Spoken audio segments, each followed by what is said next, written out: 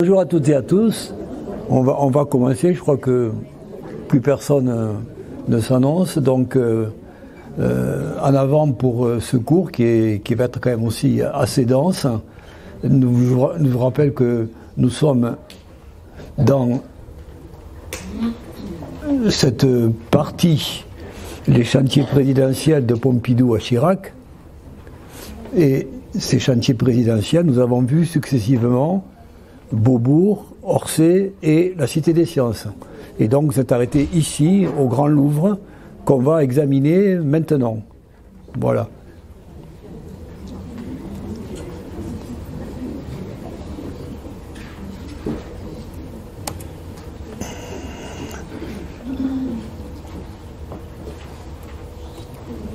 Tiens. Ah, voilà. Voilà. Alors, le Grand Louvre, je pense que tout le monde, au moins une fois dans sa vie, a visité le Louvre. Parmi vous, je pense tout le monde connaît ce lieu. Alors, de quoi s'agit-il à ce moment-là? Le projet du Grand Louvre, il s'inscrit dans les grands chantiers présidentiels de Mitterrand. Et il s'agit en l'occurrence, à la différence de Beaubourg, qui a ouvert quelques années auparavant, qui lui est un musée d'une conception tout à fait nouvelle, novatrice, à la fois sur le plan du contenu, du programme, et sur le plan de la proposition architecturale. Ici, en ce qui concerne le Louvre, il ne s'agit pas d'opérer une révolution muséographique, il s'agit simplement de moderniser cet outil que l'histoire nous a transmis depuis la Révolution. Vous vous rappelez de mon premier cours, puisque le Muséum des Arts a été créé au moment de la Révolution française. Et donc on a là affaire à un lieu qui est chargé d'histoire, mais qui en même temps est resté un peu figé dans une muséographie qui date de quelques décennies en arrière. Il n'a guère bougé, le Louvre, depuis les années 20 et 30. Il s'agit donc de le remettre à niveau, d'en faire un outil moderne au service d'un projet qui consiste principalement à redéployer les collections, à les revisiter de manière à tenir compte des changements qui se sont opérés à la fois dans la conception des collections et dans la manière de les exposer. Et d'autre part, il s'agit de faire de ce musée un lieu qui soit adapté au public de la fin du XXe siècle, qui est différent de celui qui existait avant la guerre ou dans les années 40-50. En particulier, le projet est de faire de ce musée un lieu qui sera visité par des touristes venus du monde entier et qui sont évalués à ce moment-là, au moment du début du projet, dans les années 80. On table sur 4 à 5 millions, vous voyez, à terme, alors qu'on sait qu'aujourd'hui on a doublé, d'où les problèmes actuels qui ont été exposés récemment par le rapport envoyé au gouvernement de Laurence Descartes, qui est la directrice actuelle du musée. Et que le président de la République, Macron, a présenté lui-même, il y a 2 jours à peine, devant la Joconde, comme par hasard. Alors, justement, on va en parler de tout ça, parce que ça fait partie justement des problématiques de ce nouveau musée. Alors, il s'agissait en particulier d'unifier cet ensemble qui était un peu disparate, de différentes galeries et pavillons qui ont été construits à différentes époques. Vous vous rappelez qu'on a parlé de la Grande Galerie, en particulier construite sous Henri IV, et qui a été le premier lieu d'exposition des collections royales. Mais le grand dessein, c'était à ce moment-là de réintégrer dans les galeries du Louvre ce qu'on appelait l'aile Richelieu, qui était en fait le siège du ministère de l'économie et des finances. Le bastion de ce ministère était à Richelieu. Et il y a eu une furieuse bataille, je vais en parler, entre le ministre de l'époque, 86-88, qui était Édouard Balladur, et le projet. Et de manière générale, il s'agissait de rénover, de profiter de l'occasion pour rénover, de procéder à une restauration, dans bien des cas, au sens classique du mot, c'est-à-dire remettre en état tel qu'il était à l'origine le bâtiment, en faire ressortir les qualités architecturales, en particulier celle de l'aile Rohan, qui a été construite sous le Second Empire, donc au milieu du XIXe siècle, si vous voulez, et qui était quand même largement décrépite à ce moment-là. Voilà le projet d'ensemble. Et on est allé chercher un architecte relativement peu connu en France à ce moment-là, qui s'appelle Yeo Ming-pei, dont vous voyez les origines chinoises. C'était un sino-américain en fait, c'est-à-dire quelqu'un qui est né en Chine, à Canton, dans le sud de la Chine, et qui ensuite s'est installé aux États-Unis, où il a acquis la nationalité, est devenu sino-américain. Mais ce qui nous intéresse en particulier ici, c'est que, en fait, pourquoi il a été choisi, pourquoi il a été cherché aux États-Unis, cet architecte relativement peu connu, c'est que, pour la question du musée, il venait de se faire connaître par une réalisation tout à fait intéressante, et vous allez voir que il y a un lien direct avec sa conception de l'intervention au Louvre. Voilà la fameuse National Gallery de Washington, qui est un des très grands musées des États-Unis, une des plus belles collections du pays, et au monde, on pourrait dire, de peinture classique d'origine européenne. Ce bâtiment que vous voyez là, c'est le bâtiment originel qui a été ouvert peu de temps avant, finalement. Il a été ouvert en 39-41, vous voyez, donc c'est assez tardif dans l'architecture de Washington, adoptant un style néoclassique tout à fait conforme au bâtiment qui l'entoure. Vous reconnaissez sans doute le Congrès lui-même, ici par exemple. Ici c'est le Mall, la fameuse avenue esplanade qui est bordée de musées précisément. Et je crois qu'à l'arrière on voit la Cour suprême des États-Unis ici. Voilà, alors on est là dans ce contexte et Pei a construit et a ouvert, vous voyez, en 1978, la nouvelle aile, l'extension de ce musée, appelée donc East Wing par rapport à la West Wing qui est ici. Et c'est justement ce coin-là qui nous intéresse particulièrement.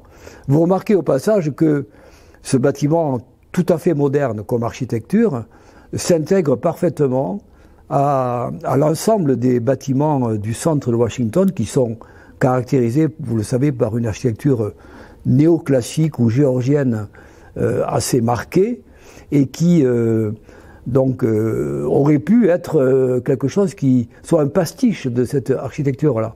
Alors j'en profite aujourd'hui puisque on est dans l'actualité précisément et ça nous montre l'originalité de cette extension. Dans les premières 42 mesures que notre ami Donald, nouvellement installé à la Maison-Blanche, a prises au cours de la première journée de son mandat, vous le savez, il a publié 42 mesures, mémorandums, etc., arrêtés. Et parmi ces mesures, il y en a une qui nous intéresse directement à propos de l'architecture moderne à Washington. En effet, je vous lis ce que j'ai relevé dans Le Monde il y a quelques jours, la semaine dernière. Voilà la directive intitulée « Promotion d'une belle architecture civique fédérale ». Rien moins que ça. Avec ce texte,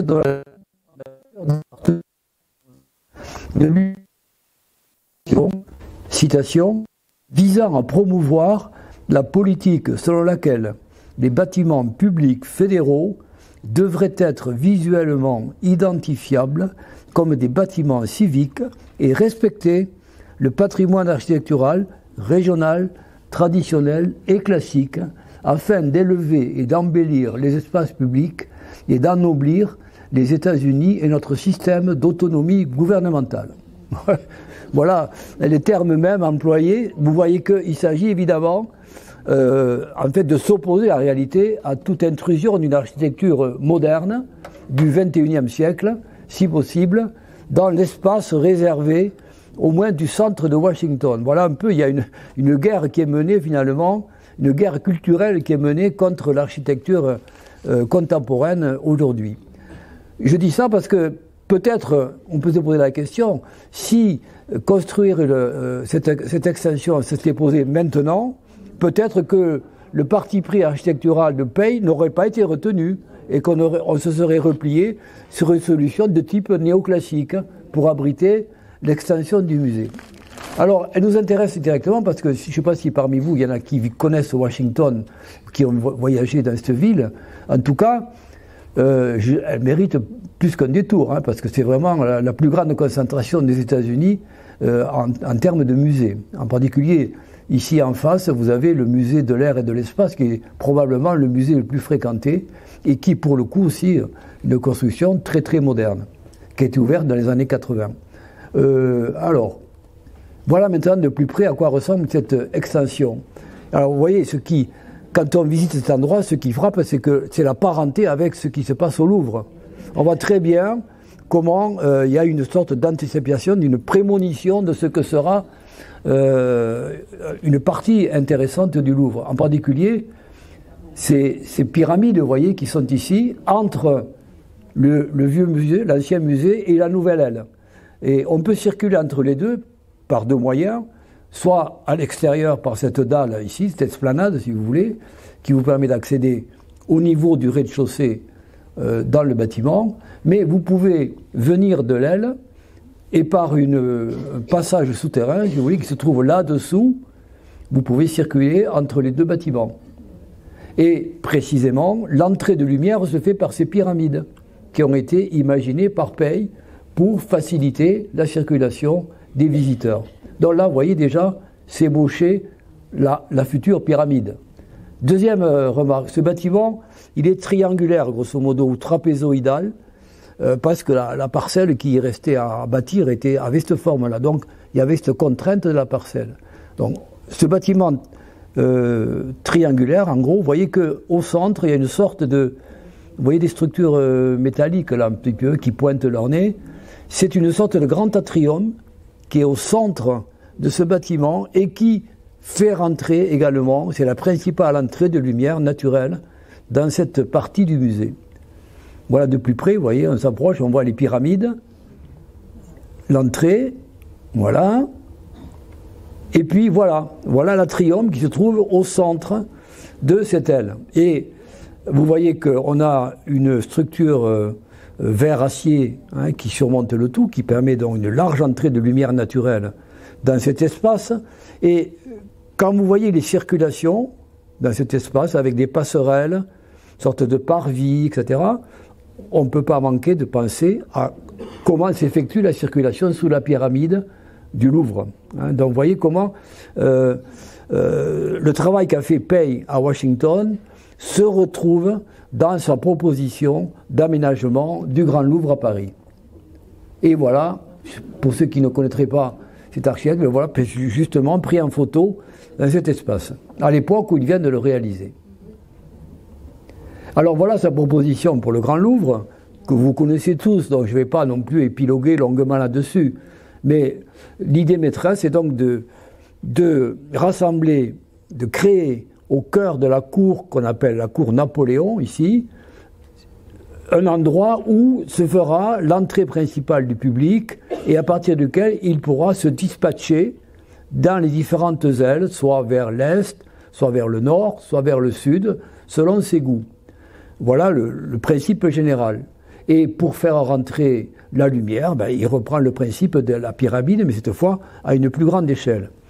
Et puis, par ailleurs, il y a une véritable ville souterraine qui est créée pour permettre au public qui vient souvent en car. Vous savez, il y a beaucoup de tour opérateurs qui font des circuits dans Paris ou en France et qui trimballent leur contingent de touristes de site en site à partir de grands cars de tourisme.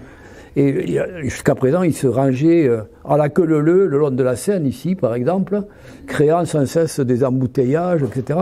Donc, on a donc opté pour des garages souterrains, l'arrivée en souterrain. Il fallait donc concevoir une autre entrée. L'entrée des gens qui arrivent à pied, par la cour Napoléon, l'entrée des gens qui arrivent en véhicule ou en car, par une partie souterraine. Et ça va être l'objet du réaménagement de la place du Carrousel avec une pyramide inversée.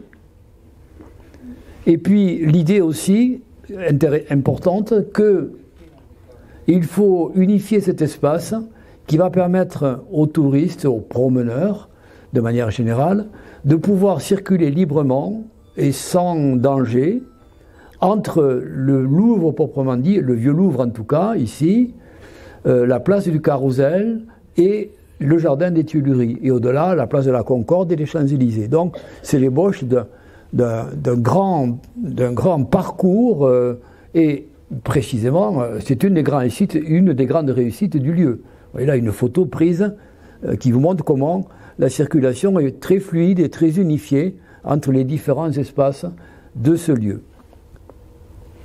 Alors, une des grandes réussites de ce projet, c'est d'avoir, là comme ailleurs dans Paris, rappelez-vous Beaubourg, hein, l'emplacement qui était un parking à l'origine, la place du Palais Royal avait les colonnes de Buren, c'était le parking du ministère de la Culture, par exemple. Là, la cour Napoléon, vous le voyez, dans les années 60, était envahie par les voitures des employés du ministère des Finances, qui étaient à côté, et qui avaient donc complètement privatisé cet espace public, a priori. Et en plus, dans les cours qui sont à l'intérieur de ce bâtiment, de cette aile, étaient aussi transformés en parking pour les privilégiés du ministère. C'est encore plus près de leur bureau. Donc le commun des mortels se garait là et les autres à l'intérieur. Donc c'était vraiment un endroit complètement envahi par l'automobile. Voilà la pyramide que tout le monde connaît, qui se trouve à la place de ce que je viens de vous montrer. Ça a été un choc quand même de passer de l'un à l'autre. Mais vous savez qu'il y a eu une grande polémique à propos de cette pyramide et que notamment le nouveau maire de Paris, qui s'appelait Jacques Chirac, récemment élu, en 77, si je ne me trompe pas, par là, 78, lorsque pour la première fois Paris redevient une municipalité normale, où on élit le maire, alors que jusque-là, le maire de Paris était nommé. Hein. Alors, Jacques Chirac est le premier maire élu de la capitale depuis plus d'un siècle. Et il a aussi ses exigences en tant que maire de Paris. Et lui, c'est pas un grand fan de l'architecture moderne, hein, Chirac. Même s'il va changer d'attitude par la suite. Mais disons qu'au départ, il est plutôt hostile. Enfin, il s'interroge en tout cas sur l'impact visuel de cette proposition à l'intérieur de la cour Napoléon. Et alors, il exige que l'on construise, qu'on fasse une préfiguration de la pyramide avec des câbles, vous voyez, toute une armature métallique, de manière à pouvoir visualiser la place réelle que prendrait la pyramide dans l'espace en question. Bon, ben finalement, il s'est rangé, il a été convaincu par la proposition et il n'y a pas mis d'obstacle.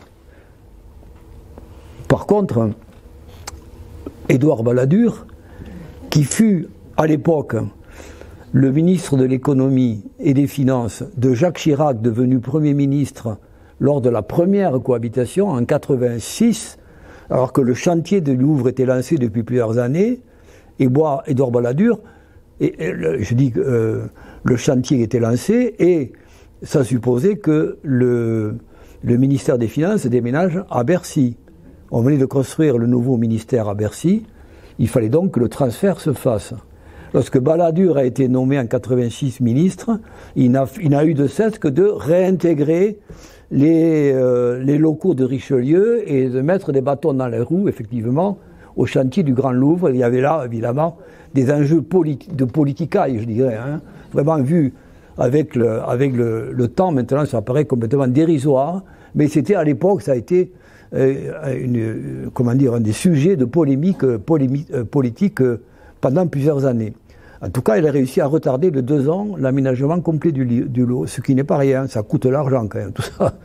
Alors, ça c'est le bout de l'aile Marsan qui accueille le musée des arts décoratifs. Je l'ai choisi pour vous montrer le beau travail accompli en même temps que la restructuration d'ensemble, de beau travail de rénovation des bâtiments qui, je vous le disais tout à l'heure, étaient passablement défraîchis par le temps. Donc voilà où se loge le musée des arts décoratifs, qui n'a pas bougé lui, hein, il est là depuis plus d'un siècle, et donc il a été simplement réaménagé, modernisé, etc., et le bâtiment restauré dans son état d'origine. Et on y a ajouté en plus le musée de la mode et du textile et le musée de la publicité. Donc on a toute cette aile qui est occupé par cet ensemble-là. Alors voilà maintenant les questions de circulation, vous voyez, telles qu'on pouvait se les poser à l'époque, d'accès et de circulation du public dans cet espace central, le hub, on pourrait dire, hein, le hub du musée, par où se faisait l'accès principal et les principaux accès vers les différentes parties des collections. Alors voilà, vous connaissez tous cet espace, j'imagine, donc vous avez pu en mesurer également les limites, enfin, parfois l'impression de brouhaha permanent et qui se dégage de cet endroit où il y a des centaines, voire des milliers de personnes en même temps. Bon, c'est difficile à gérer, c'est un des problèmes posés par cette entrée et qui n'a pas été résolu. Alors aujourd'hui, vous le savez, on parle de créer une nouvelle entrée. Il y a déjà une entrée qui est peu fréquentée, mais du côté des galeries côté Seine, qui est beaucoup moins fréquentée que la pyramide. Mais on parle maintenant d'ouvrir donc une nouvelle entrée, façade est, là où il y a la colonnade de Perrault. Vous voyez ? C'est le projet qui a été annoncé par Macron avant-hier et qui reprend les propositions de Laurence Descartes. Alors voilà, des différents aspects de cet endroit avec les problèmes que ça pose, effectivement. Et puis voilà la pyramide inversée qui marque l'autre entrée, l'entrée souterraine par où peuvent arriver les cars de touristes en particulier, et qui a un accès également par le métro, hein, on peut rentrer directement par là, et qui permet de faire entrer une partie du public. Vous voyez l'entrée ici, par une galerie souterraine, mais vous voyez aussi les marchands du temple qui sont présents. Hein. Le Louvre a dû aussi s'ouvrir, ça fait partie du projet, à la présence du commerce. Et voilà, et ça fait partie aussi des moyens de financer le fonctionnement normal de ce musée, qui est un des gros problèmes du ministère de la Culture. Une des grandes réussites de cet aménagement, je crois, indéniable, c'est précisément la transformation de ces cours occupés par des voitures en magnifiques espaces où sont exposées des sculptures françaises du XVIIe et du XVIIIe siècle principalement, dans deux cours, la cour Puget et la cour Marly. Marly comme la résidence royale de Louis XIV à Marly, près de Versailles. On a réuni là des statues, des sculptures qui se trouvaient dispersées dans différents endroits, soit à Versailles, soit à Marly, soit aux Tuileries. Bref, on les a mis à l'abri, on les a mis en valeur, et ça constitue vraiment un magnifique espace d'exposition. Voilà, la cour Puget, la cour et la cour Marly, et puis autre cour célèbre et qui a été également revisitée, c'est la fameuse cour Khorsabad, où figurent les statues et les pièces archéologiques extraites du site de Khorsabad en Assyrie, c'est-à-dire au nord de l'Irak, hein, qui a été un site qui date de celui-là, hein, je crois du 8e siècle ou 9e siècle avant Jésus-Christ, rapporté par les missions archéologiques françaises de l'époque. C'est le site de Ninive, près de Ninive, dont il a été beaucoup question au moment de la guerre en Irak et des actions menées par Daesh dans ce nord de l'Irak.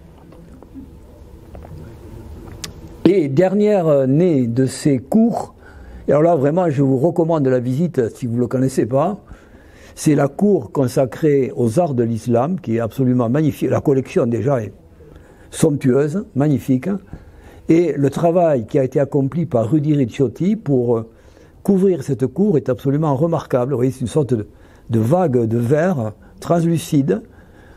Bon, bien entendu, ça fait un peu penser au tapis volant de Bagdad, hein, vous voyez, c'est ça la référence, je pense, pour Rudy Ricciotti, qui permet d'exposer de manière magnifique tout un tas d'objets qui jusque-là étaient mal exposés, quand même, il faut le dire, dans le musée du Louvre, ce qui fait qu'aujourd'hui, vous avez là le département des arts de l'islam. Vraiment, je vous le recommande, à la fois pour son contenu et pour sa présentation architecturale. Alors maintenant, reparlons de ce qui était à l'origine du grand salon. Vous vous rappelez le bon cours de la fois dernière ou avant. avec le fameux grand salon où se tenait chaque année, ou tous les 2 ans, la grande exposition des peintres contemporains patronnée par l'Académie des Beaux-Arts. Alors voilà comment il se présentait jusqu'à la fin du XIXe siècle et au début du XXe siècle, avec cette accumulation de tableaux et une décoration tout à fait superfétatoire par rapport à sa fonction. Et puis voilà ce que c'est devenu aujourd'hui. Vous voyez, avec, elle est consacrée à la peinture italienne maintenant, le grand salon, peinture italienne. Et vous voyez la sobriété. On a conservé quand même le décorum du palais ancien. Et puis on a donc revisité les simèses et on a procédé à cette simplification, à cette mise en valeur des œuvres avec des simèses assez sobres qui permettent justement de mieux visualiser ces œuvres, qui sont parmi les chefs-d'œuvre de la peinture italienne, notamment du XVe siècle particulièrement. Vous voyez se profiler là au fond la grande galerie qui fait la suite du grand salon. Là voilà un peu mieux. Alors vous voyez là les peintures italiennes avec ces simèses grises très élégantes. Voilà se profile la grande galerie. Et alors je vais en profiter justement quelques images encore pour vous attirer votre attention sur, dans la muséographie du Louvre et des musées d'aujourd'hui, de manière générale, le gros travail de réflexion qui a été fait sur l'usage de la couleur. Alors vous voyez, là en particulier, j'ai choisi de vous montrer, peut-être que vous le voyez bien, une série de tableaux. Je vous ai parlé assez longuement de Hubert Robert, le peintre des ruines notamment, et vous avez là un bel échantillonnage de ses œuvres, et vous voyez comment elles sont parfaitement mises en valeur par ces simèses, par cet éclairage très contrôlé, vous le voyez, qui permet justement aux couleurs de Hubert Robert de mieux ressortir. Je pense que c'est une grande réussite que cette exposition de tableaux d'Hubert Robert. Voilà comment on a revisité les grandes galeries célèbres du Louvre, c'est en particulier la galerie Médicis, celle qui porte le nom de Marie de Médicis, c'est-à-dire l'épouse d'Henri IV, et qui avait fait venir Rubens à Paris pour qu'il peigne un grand cycle de peinture qui célébrerait la vie de Marie de Médicis, la vie et les actes de Marie de Médicis. C'est un cycle à la gloire de Marie de Médicis et qui est constitué de grandes toiles de Rubens, vous voyez, de très grand format, qui constitue un cycle complet. Alors vous voyez comment là aussi l'éclairage a été revu, la disposition des œuvres, tout concourt maintenant à ce que ces œuvres soient vraiment mises en valeur, alors qu'auparavant on était davantage écrasé par la présence de ces grandes toiles. Autre exemple alors, de couleurs qui ont été conservées, c'est les salles dites rouges. Il y a toute une partie du Louvre qui a conservé les couleurs qui étaient en usage au XIXe siècle et qu'on a rénovées. Il paraît que même, par exemple, un peintre comme Soulages a participé, à un moment donné, à la rénovation de ces salles pour trouver le rouge un peu pompéien, vous voyez, qui a été finalement repris dans ces salles, avec notamment ces salles qui sont consacrées aux grands peintres romantiques français comme Delacroix ou Géricault. C'est là que vous trouverez le radeau de la Méduse, des choses comme ça. Et ici à gauche, vous avez par exemple le tableau de Delacroix, l'entrée des croisés à Constantinople, ici là. Voilà, je m'arrête là, vous voyez, je ne veux pas en dire plus parce que bon, sur le Louvre, on pourrait s'étaler davantage, mais mon propos est de vous dire qu'est-ce qu'il a apporté de plus comme réflexion. Voilà, en gros. Alors maintenant, passons au dernier des grands chantiers présidentiels de cette série que j'ai choisi, c'est la construction du fameux musée qui s'appelle aujourd'hui du Quai Branly, c'est-à-dire qu'on a choisi comme appellation assez neutre le lieu. Bon, après tout, le musée du Louvre, c'est neutre aussi, et Beaubourg, c'est neutre aussi, vous voyez, c'est le lieu, ou Orsay, c'est le lieu. Ça n'indique pas le contenu. car là, il faut quand même dire un mot du contenu et de la polémique qui a été suscitée par le choix, par le président Jacques Chirac, nouvellement élu, de consacrer un musée à ce qui était un peu son dada, à lui, c'est-à-dire, il était très intéressé par les arts extra-européens, notamment asiatiques. On dit qu'il visitait souvent le musée Guimet, qu'il avait des liens particuliers avec le Japon. Bref, il avait un penchant particulier pour ce genre d'art, si l'on veut. Et il a rencontré en 1992, dit-on, ce qui était le déclic, avant même son élection, il a rencontré à l'île Maurice, qui était une de ses destinations favorites pour se détendre, un collectionneur d'art et marchand qui s'appelle Jacques Kershach et qui l'a séduit avec son projet et qui lui a soufflé à l'oreille un projet de musée qui serait consacré, un nouveau musée à Paris, qui serait consacré à ces arts d'Océanie, d'Asie, d'Afrique principalement, pour la France, d'Amérique latine aussi, etc., et qu'il a proposé d'appeler Musée des Arts Premiers. Vous vous rappelez peut-être de cette appellation d'origine. On a voulu construire un musée des arts premiers. C'est Kershach qui a soufflé ça à l'oreille de Jacques Chirac. Et c'est devenu l'objet d'une polémique immédiate, je ne dis pas dans l'opinion publique, mais dans les milieux autorisés, dans les milieux concernés par ce projet, à savoir en particulier les directeurs, collectionneurs des collections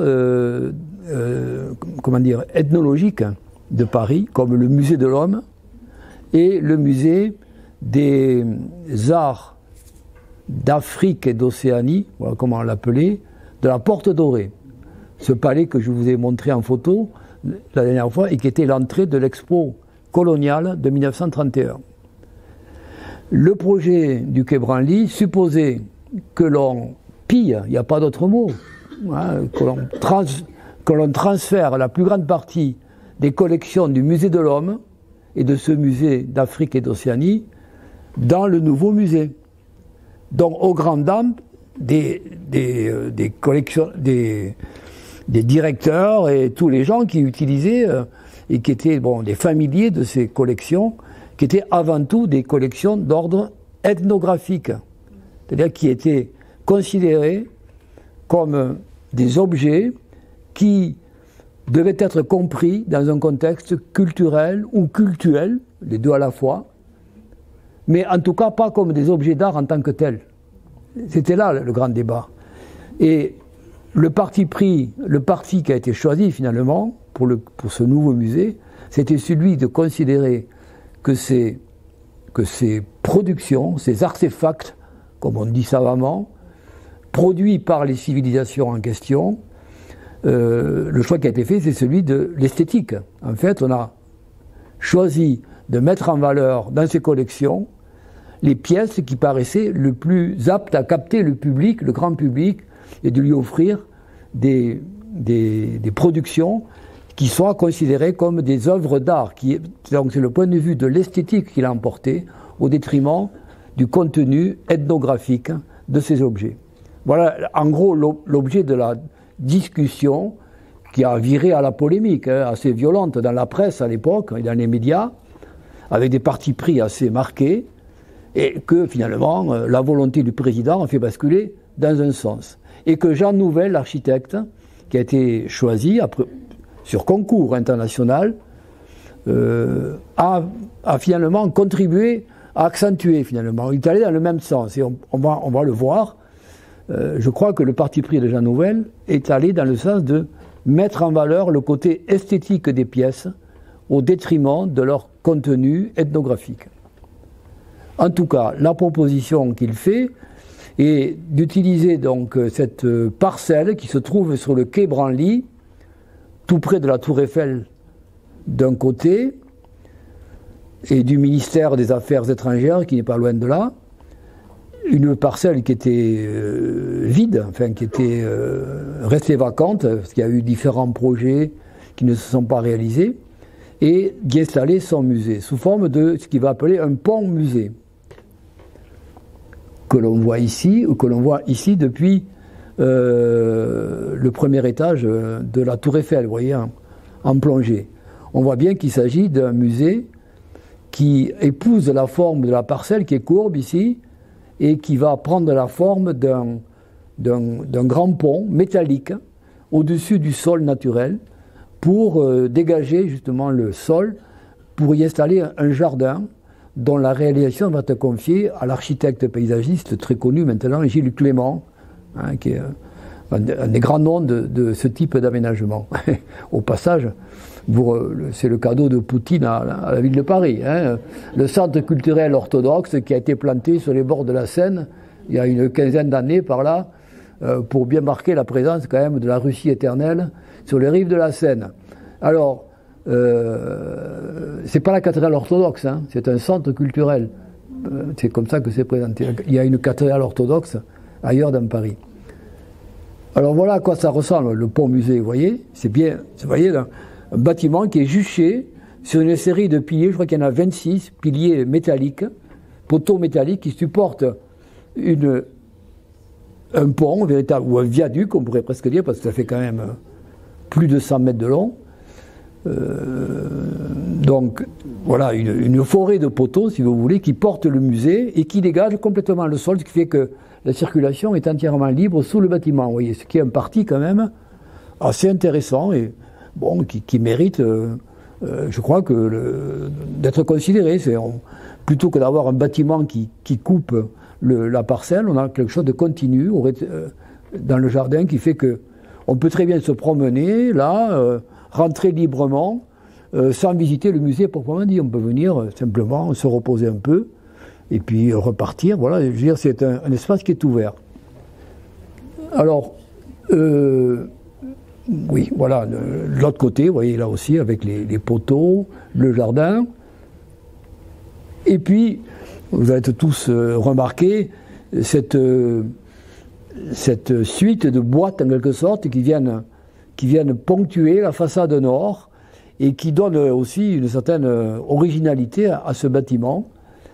Ces boîtes qui ont été conçues par Jean Nouvel, soit pour abriter une partie de l'appareillage technique du musée, mais surtout, la plus grande partie de ces boîtes, si on peut les appeler comme ça constitue des sortes de petites niches à l'intérieur du bâtiment, des petites niches comme des petites chapelles, on pourrait dire, vous voyez, comme des petits oratoires, où on a placé quelques objets particulièrement précieux ou beaux, et que l'on met spécifiquement en valeur. Vous voyez, c'était ce côté-là qui a été retenu par Jean Nouvel, et que l'on voit très bien dans le plan. Vous voyez le plan ici, vous voyez la succession de toutes ces boîtes, qui sont de tailles différentes, ce n'est pas du tout uniforme, et qui chacune reçoit une production particulière, et qui sont en relation avec l'espace qui est à l'intérieur. Donc vous retrouvez la forme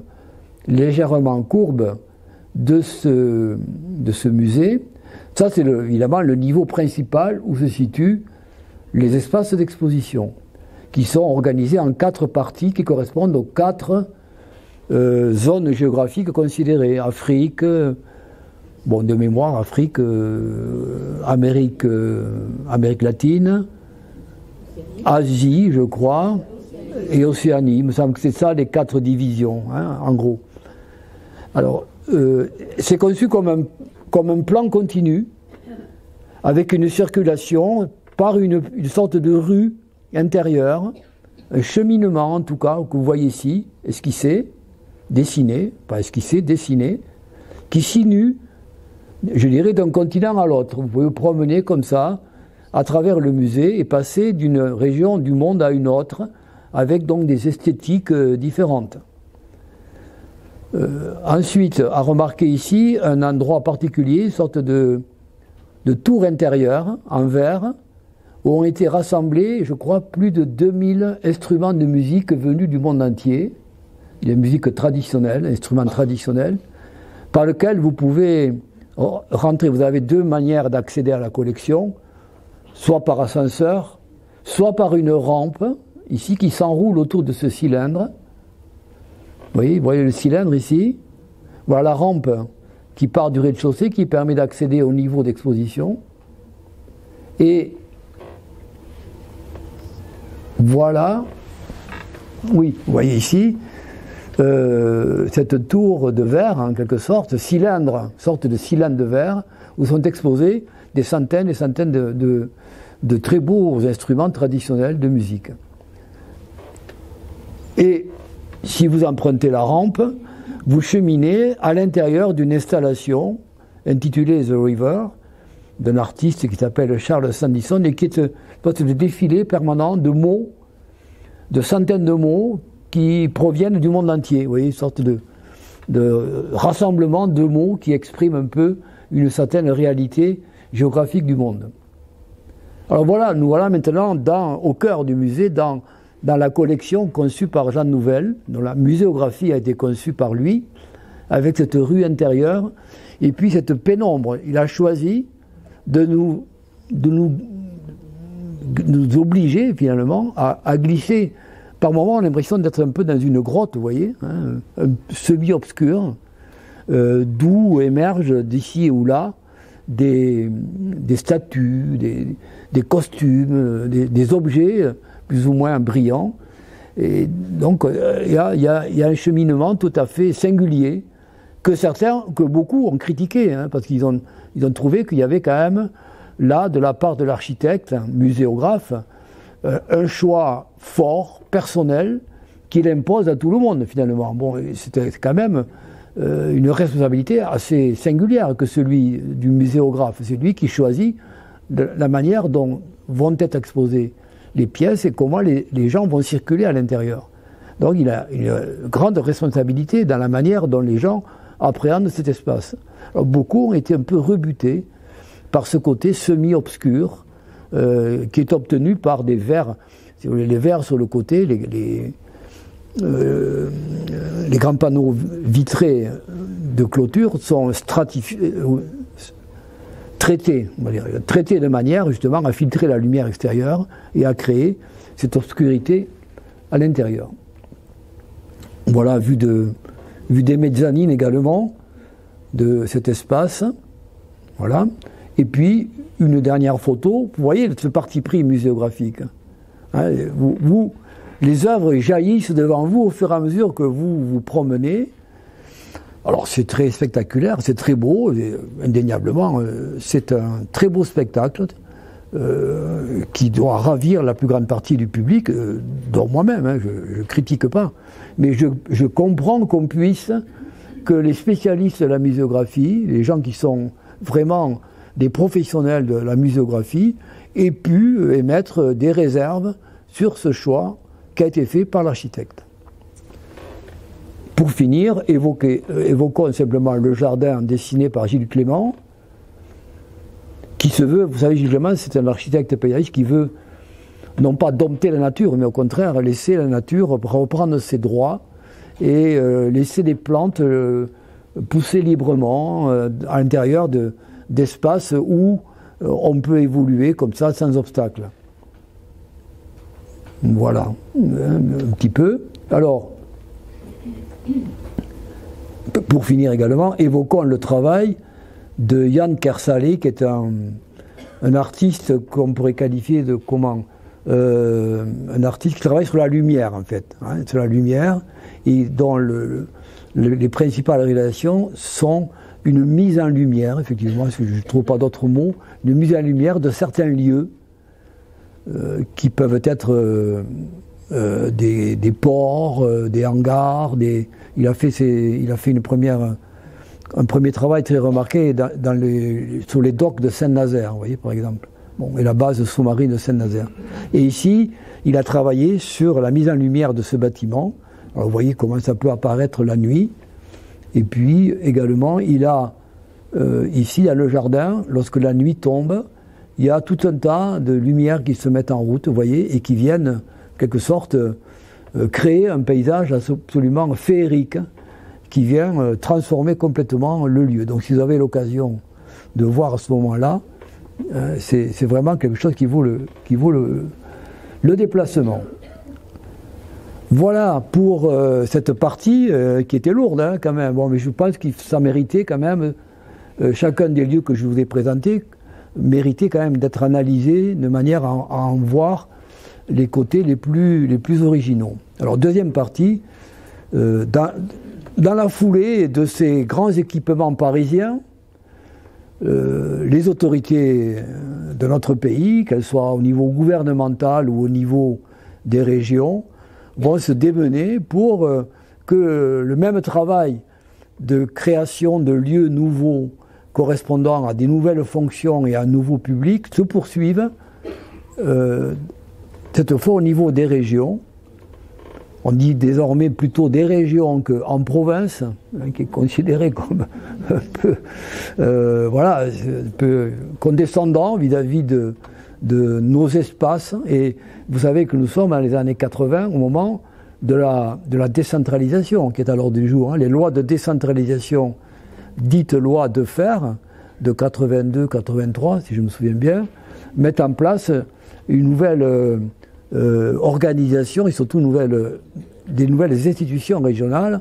Et en ce qui nous concerne à nous, dans le domaine de l'art et de l'architecture, c'est très important parce que ça va permettre aux régions de s'emparer de chantiers qui jusque-là étaient contrôlés par l'État.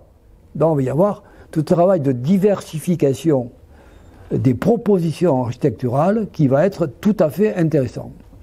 Et par ailleurs, grâce à ces lois de décentralisation, et sous l'impulsion, il faut le dire, hein, de Jack Lang, qui a été vraiment le maître d'œuvre de cette politique, c'est la création et l'installation dans chaque région des fameux FRAC, les fonds régionaux d'art contemporain, qui sont une des grandes créations de ces années 80, et qui vont permettre de revitaliser la création d'aujourd'hui, non seulement à Paris, où elle se fait toujours, mais aussi au sein des régions. Et vous savez à quel point aujourd'hui les FRAC jouent un rôle dans la diffusion de l'art d'aujourd'hui, de l'art actuel, voire par exemple les liens entre le FRAC d'Occitanie et la galerie d'exposition du Parvis au Méridien. Hein. Beaucoup d'artistes circulent entre les FRAC notamment et les lieux d'exposition dans les régions. Ça fait partie de tout ça, hein, l'équipement des régions au niveau de l'art contemporain, mais aussi des musées, la nouvelle conception des musées. Alors, nous allons commencer par celui qui est un peu oublié souvent dans le répertoire des musées intéressants, c'est celui de Villeneuve-d'Ascq, c'est-à-dire à Lille. Hein. Villeneuve-d'Ascq, c'est justement intéressant. La Villeneuve-d'Ascq, c'est une ville nouvelle créée dans les années 70, à côté de Lille. C'était à l'époque où on créait des villes nouvelles dans la région parisienne et autres, comme on l'a vu l'année dernière.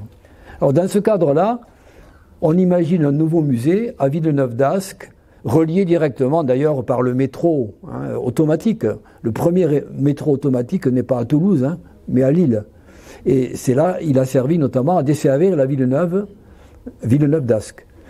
On confie ce chantier à un architecte qui, lui, a une certaine notoriété à l'époque en matière muséale, Roland Simounet, qui s'est illustré dans les années précédentes par la construction du musée archéologique d'Île-de-France, très beau musée, à Nemours, près de Fontainebleau. Et surtout, il s'est fait connaître dans ces mêmes années par l'aménagement dans le quartier du Marais de l'hôtel Salé pour accueillir le musée Picasso. Le nouveau musée Picasso s'ouvre dans ces années-là, à partir de la dation des héritiers de Picasso, nouvelle formule qui permet aux héritiers de solder leurs dettes auprès de l'État, des droits de succession, en cédant des œuvres directement comme moyen de paiement en quelque sorte. Et c'est à partir de cette dation qu'on va concevoir le musée Picasso que Roland Simounet a aménagé au sein de l'hôtel Salé. Alors là, à Lille, vous le voyez, il s'inscrit plutôt dans une tradition de musée, je dirais, nordique, comme celui que je vous ai présenté la semaine dernière. Vous vous rappelez, le musée Kröller-Müller, à Otterlo, aux Pays-Bas. Ces musées modestes, souvent sans étage, un rez-de-chaussée, en briques, c'est-à-dire un matériau local, du matériau commun dans toute l'Europe du Nord, pas des pierres de taille, mais des constructions modestes, bien posées sur leur environnement immédiat, s'ouvrant sur des jardins qui les entourent et qui sont justement l'inverse des grands palais intimidants qui jusque-là étaient la norme des grands musées français. Hein. On l'a vu ça. Donc ça tourne le dos précisément à cette tradition des grands palais des beaux-arts et ça nous offre donc un musée tout à fait simple et accessible au public. Car précisément on recherche un nouveau public, celui qui n'allait pas jusqu'au musée jusque-là. C'est ça un peu l'objectif général. Alors pourquoi on a fait ce musée aussi? Parce qu'en fait, la ville de Lille a reçu, là aussi, en legs, une collection d'un collectionneur qui avait commencé à acheter et collectionner les modernes du début du XXe siècle, qu'il achetait à Paris, notamment auprès de Kahnweiler. Si vous connaissez Kahnweiler, le fameux collectionneur qui a fait connaître Picasso et les cubistes avant la guerre de 14, ce collectionneur a beaucoup acheté à Kahnweiler, et lorsqu'il a passé sa passion à son neveu, les deux, finalement, ont constitué une collection qui a échu finalement à la ville de Lille, et pour lesquels donc on a conçu un musée spécifique. C'est ça le point de départ, le noyau initial de ce musée. Alors vous voyez comment ce musée, très simple, se pose sur sa parcelle avec des bâtiments modestes construits en briques. Voilà comment il s'organise en deux parties grosso modo. Voilà l'entrée ici. Et on accède tout directement vers l'accueil est là. Et puis il y a dans cette partie-là plutôt tout ce qui est équipements généraux du musée, avec notamment ici les réserves et les ateliers où l'on travaille sur les œuvres. Et il accueille vous voyez, les services éducatifs et culturels. L'accent est mis, là, nous sommes à la fin des années 70, sur la médiation. C'est devenu la tarte à la crème maintenant, hein, la médiation. Bon. La médiation, à l'époque, c'était plutôt une nouveauté. Et donc, dans le cahier des charges des musées figure à ce moment-là explicitement des services tournés vers le grand public et vers le public scolaire. Il faut donc prévoir des locaux pour les accueillir, pour leur projeter des films, pour leur donner des explications, pour faire des conférences à propos d'une exposition, etc., etc. Vous connaissez tout ça maintenant, mais à l'époque, il y a 40 ou 50 ans, c'était une nouveauté, en France en tout cas, qui n'avait pas une tradition aussi marquée, alors que dans les pays anglo-saxons, c'était déjà existant, hein, notamment aux États-Unis. Et puis la partie consacrée aux collections proprement dites se trouve plutôt de ce côté-là. Il y a deux parties qui s'articulent autour d'un patio, une cour intérieure ici, ce qu'elle donne, vous voyez, le café, la librairie, la bibliothèque, qui donne un espace central tout à fait agréable et ouvert. Voilà comment procède Simounet avec, vous voyez, une sorte de module. On est un peu aussi à l'époque, je vous rappelle, où on a promu une certaine architecture modulaire, où l'on concevait qu'on pouvait avoir des bâtiments constitués de modules non pas interchangeables, mais faits complémentaires, et qui pouvaient être complétés au fur et à mesure des besoins. Une architecture évolutive constituée comme ça d'éléments interdépendants, mais qui pouvaient évoluer. C'était un peu dans cet esprit-là que Simounet a travaillé. D'ailleurs est venue s'ajouter, mais je ne vous en parle pas aujourd'hui, une aile nouvelle qu'on voit ici, qui est complètement différente comme plan et comme structure, qui est consacrée à une spécialité de ce musée que je vous recommande si vous aimez ça, c'est l'art brut. Il y a toute une collection d'art brut qui est peut-être la meilleure de France en ce moment. Et voilà comment on rentre, vous voyez, tout naturellement dans ce musée. Un accès très simple, vous voyez, très, je dirais, très familier. C'est pas du tout une grande façade, vous voyez, imposante, même il y a certains musées modernes, mais qui sont quand même imposants. Donc, vous vous sentez un peu intimidé quand vous approchez. Tandis que là, vous voyez, c'est vraiment une approche en douceur, avec des bancs d'ailleurs, en briques où vous pouvez vous asseoir. Bon, vous voyez qu'il y a vraiment quelque chose de très simple et de familier qui est offert au public. Et voilà un aspect de ces constructions, vous voyez, où la brique est reine et où on a réinterprété également quelque chose qui est constant dans l'architecture industrielle de la région, c'est les ateliers, vous savez, avec des sheds qui éclairent les ateliers. On en a beaucoup à l'Arsenal, hein, les sheds. Vous voyez, ces toits vitrés qui sont tournés vers le nord de manière à éclairer avec une lumière assez constante les zones de travail.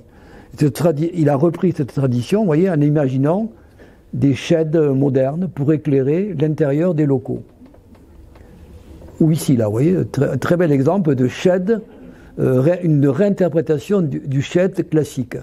De grandes ouvertures, vous voyez, qui cadrent, quand vous êtes à l'intérieur, vous avez devant vous ces grandes ouvertures qui cadrent sur le paysage, où on a installé également des sculptures.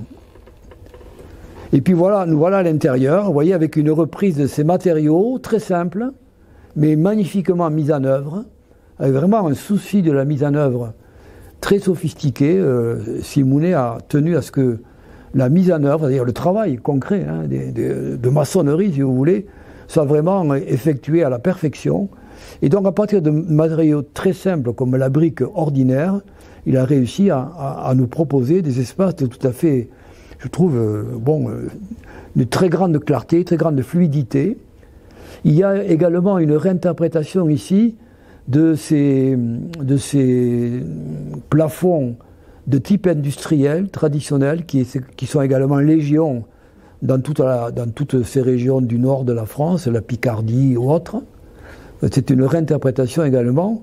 Donc vous voyez comment il s'appuie sur des traditions locales, soit domestiques, soit industrielles, pour concevoir un musée de notre temps.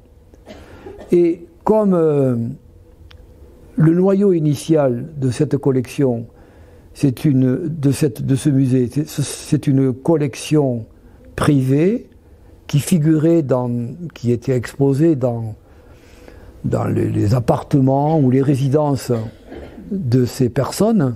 On a recréé un petit peu l'esprit du salon personnel, vous voyez, un exemple. On a l'impression qu'on est vraiment chez quelqu'un qui vous invite à vous asseoir dans son grand salon où il vous montre des œuvres qu'il a acquises, sa collection personnelle d'objets modernes et qui s'ouvre sur son jardin. Vous voyez, c'est tout à fait dans cet esprit-là que Simounet a conçu ce musée, qui est tout à fait remarquable et que je vous invite à visiter si vous allez vers Lille. Alors maintenant, on va partir vers l'Est et aller à un nouvel objet qui va aussi faire beaucoup parler de lui, c'est le nouveau centre Pompidou. Alors, décentralisé, vous voyez comment, là on est vraiment dans la politique de décentralisation, où les grandes institutions parisiennes, comme le Louvre, Pompidou, principalement, cherchent à créer des sortes de succursales en province, dans les régions, pardon, pour permettre au public provincial d'accéder enfin aux collections sans se déplacer à Paris. Le but est de proposer dans ces villes, de faire tourner les œuvres de Paris vers des villes de région. Et ainsi de mettre à la disposition du public quelques-uns des chefs-d'œuvre qu'ils n'ont pas l'occasion de voir, s'ils n'ont pas les moyens d'aller à Paris, par exemple. Alors, ce centre Pompidou est créé par un duo franco-japonais, constitué par Shigeru Ban, le japonais, et Jean de Gastine, le français, qui ont travaillé à plusieurs œuvres depuis. Mais c'est à propos de ça qu'ils se sont fait connaître le plus. Et voilà leur réalisation. Ah, mais alors, si vous allez à Metz, qui est une superbe ville, vraiment un peu méconnue ici, ça nous paraît très loin, mais aller faire un tour en Lorraine de temps en temps, ça vaut le coup quand même. Il y a des belles villes. Nancy, Metz, ça vaut le voyage. Alors, à Metz en particulier, j'en profite pour vous le dire, vous savez tous que la Lorraine a été annexée par le Reich allemand de 1870 ou 71 à 1918.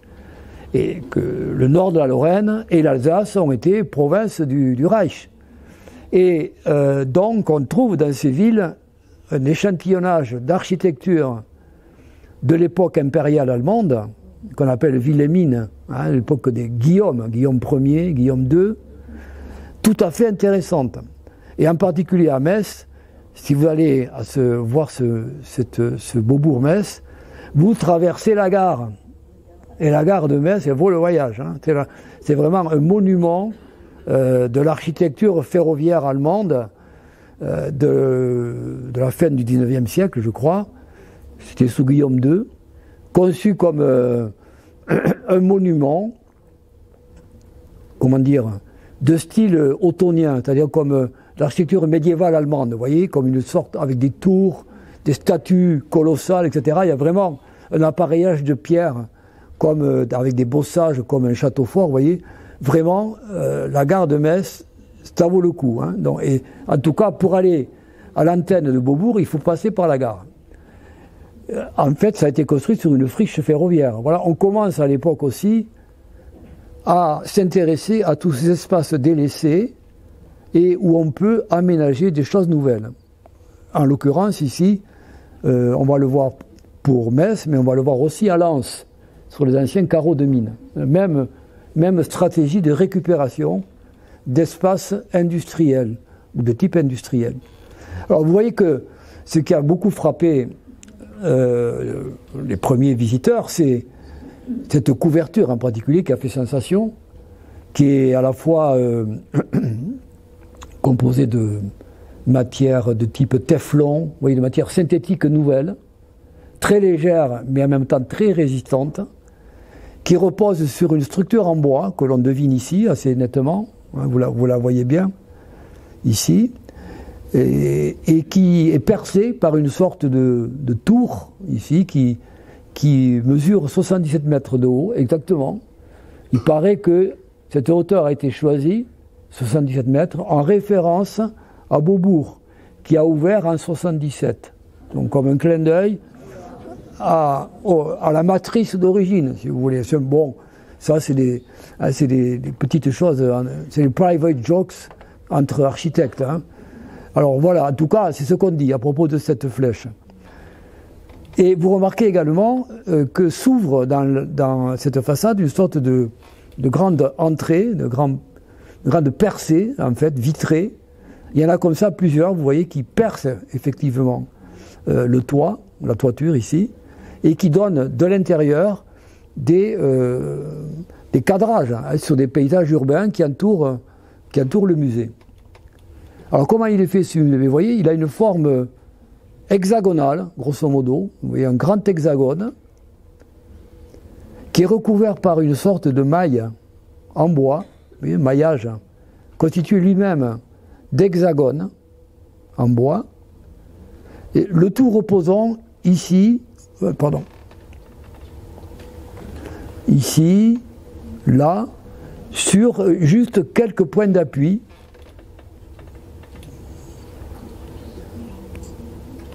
Que l'on voit là, vous voyez, les points d'appui, il y en a que 5, je crois, en tout, qui sont disposés en périphérie. Vous voyez la structure en bois, cette espèce de maillage qui entoure le bâtiment, sur lequel repose la couverture proprement dite en téflon.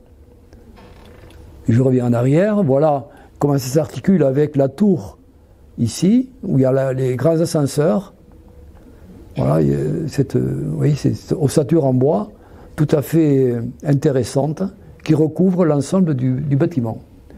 Ce qui fait que, alors, excusez-moi, et vous voyez que une grande partie des galeries d'exposition est constituée, enfin des lieux d'exposition, est constituée par ces 3 galeries superposées qui sont en béton, elles, pour le coup, et qui chacune ouvrent de part et d'autre sur le paysage extérieur. Voilà. Alors souvent, la plus grande partie des expositions se tient ici, à l'intérieur de ces galeries, mais grâce à la tour qui soutient la toiture, on a également des grandes hauteurs ici disponibles, ce qui fait qu'on peut avoir des grands objets exposés là, des installations ou autres, et donc on peut combiner tout un tas d'expositions tout à fait inédites dans ce lieu. Et depuis qu'il a ouvert, il y a maintenant une douzaine au moins d'années, même plus, il y a eu bon nombre d'expositions tout à fait intéressantes.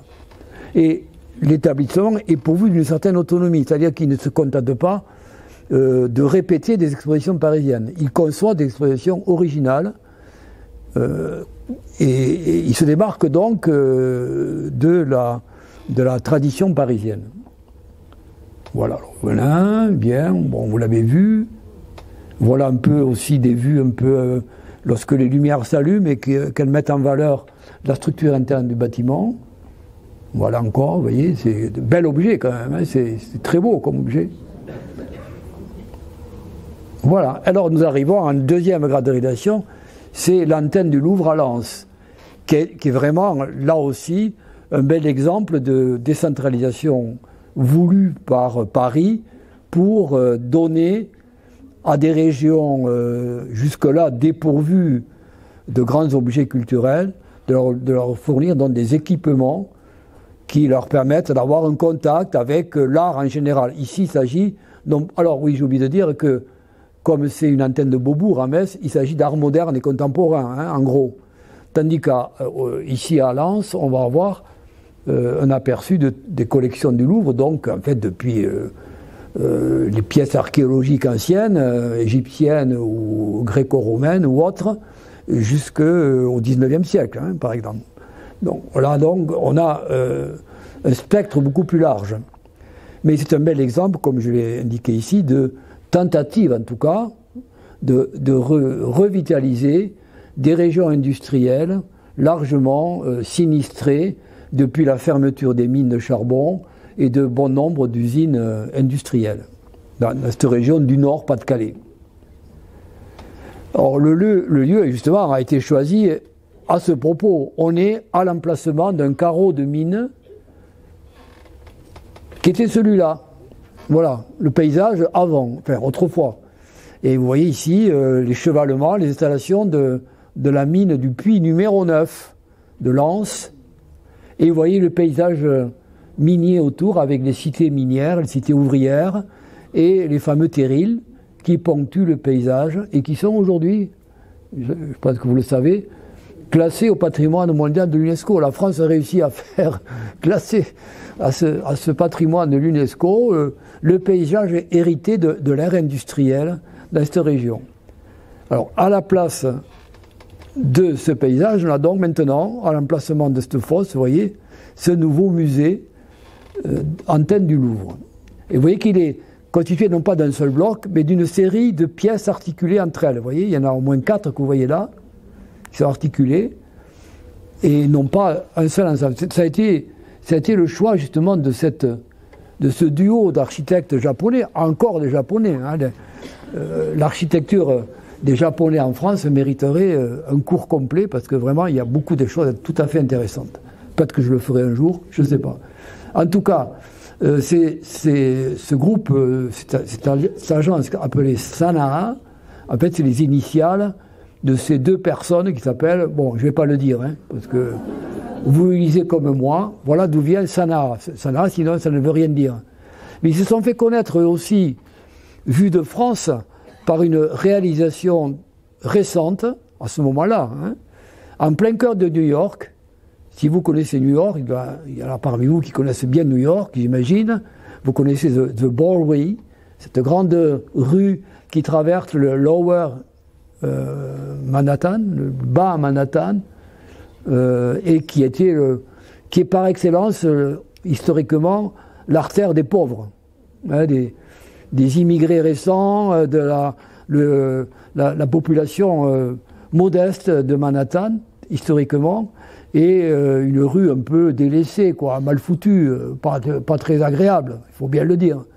Et c'est précisément là qu'on a choisi de construire un musée dédié à l'art contemporain, vous le voyez, en plein cœur de ce quartier, et que ce duo s'est fait connaître par cette réalisation qui a beaucoup frappé les spécialistes de la muséographie à ce moment-là. Et c'est sans doute en raison de cette réalisation qu'on les a convoqués à Lens.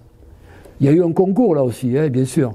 Mais enfin bon, ils ont été choisis grâce à leur réalisation. Et voilà, vous voyez, je retourne au paysage de Lens, vous voyez comment le musée est formé d'une articulation de bâtiments très modeste là aussi, sans étage. Il y a juste un rez-de-chaussée, tout à fait à la hauteur hein, du paysage qui l'entoure, qui est constitué vous voyez, de pavillons très modestes, de corons par endroits, et de petits espaces verts, maigrichons, vous voyez, pas terrible. Hein. Bon, voilà, c'est ça le paysage initial. Voilà, de plus près, ça c'est le photo que vous avez vu tout à l'heure. Et puis, vous voyez que tout autour, justement, on a aménagé un jardin d'inspiration japonaise. Alors le choix qui a été proposé par ces architectes, c'est justement de faire une architecture qu'on peut qualifier de minimaliste. Le minimalisme en architecture, ça existe. C'est un courant hein, qui, je veux dire, tourne le dos à une certaine extravagance qui s'est fait jour dans les années 80. Vous savez que les années 80, ce sont des années qu'on a qualifiées aussi de 70-80 de postmoderne. Alors, il y a eu à un moment donné, dans l'architecture de cette époque-là, des coquetteries, je vais dire.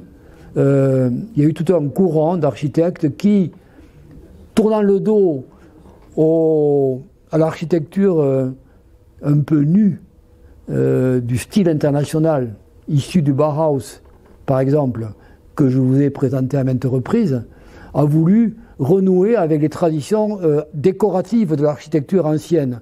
Et on a vu fleurir comme ça des exemples d'architecture contemporaine, mais qui faisaient des clins d'œil à des éléments décoratifs à l'ancienne.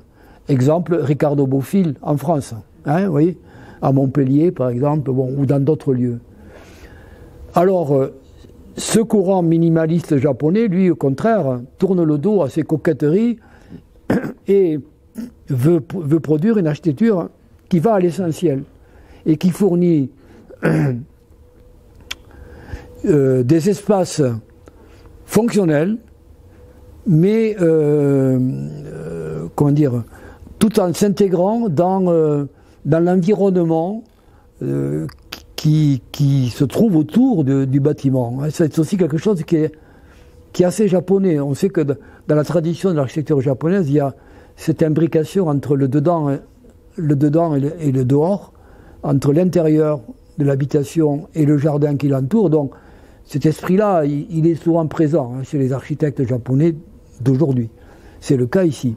Alors vous voyez, le choix est fait de matériaux, soit le verre, donc on a la transparence, soit des panneaux d'aluminium qui ont la vertu, dans cette région du Nord, où comme vous le savez, quand même, le temps est souvent un peu nuageux, pluvieux, une lumière faible, parfois, ben, ils ont la vertu, ces parois d'aluminium, de refléter le ciel et de créer, vous voyez, une profondeur tout à fait étonnante. Vous voyez ici, par exemple, et en même temps, comme le bâtiment est bas, réduit à quelques mètres de hauteur, ça ne fait pas un obstacle à la vue, vous voyez, et on voit les arbres tout autour. Donc on a cette architecture qui n'est pas un obstacle, qui au contraire paraît parfaitement intégrée, comme si elle avait toujours existé, comme si elle avait toujours été là, quoi, en gros.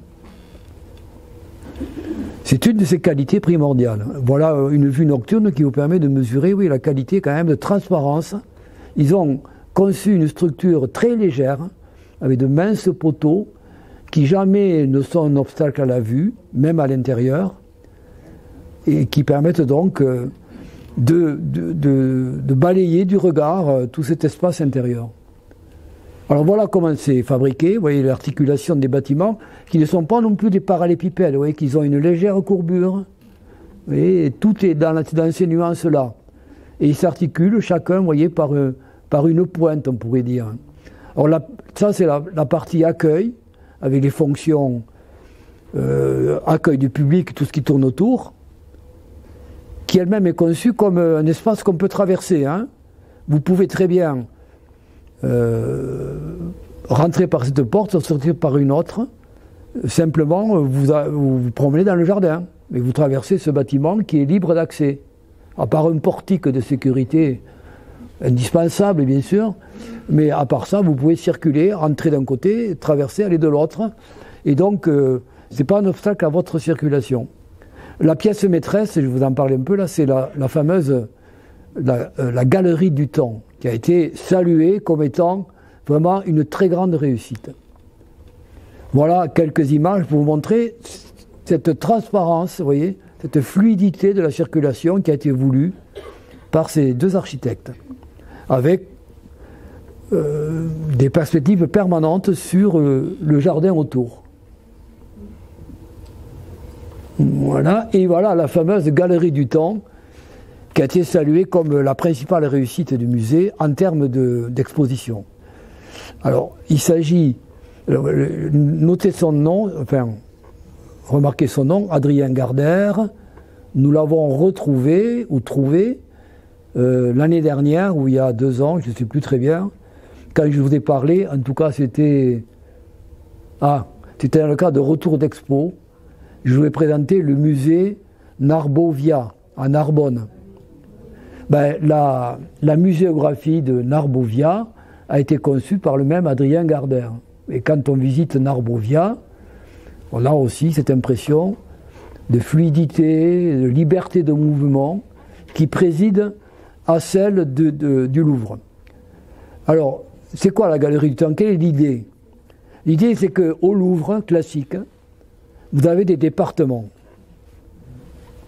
Égypte, Grèce, Rome, Moyen-Âge, Renaissance, 16e, 17e, 19e, et puis géographique, Europe, Asie, bien, Moyen-Orient, bon. Donc vous avez un découpage spatial et muséographique qui fait que, bon, si vous avez une certaine culture historique ou artistique, vous y reconnaissez, vous arrivez à relier les choses entre elles. Mais le grand public n'a pas cette culture.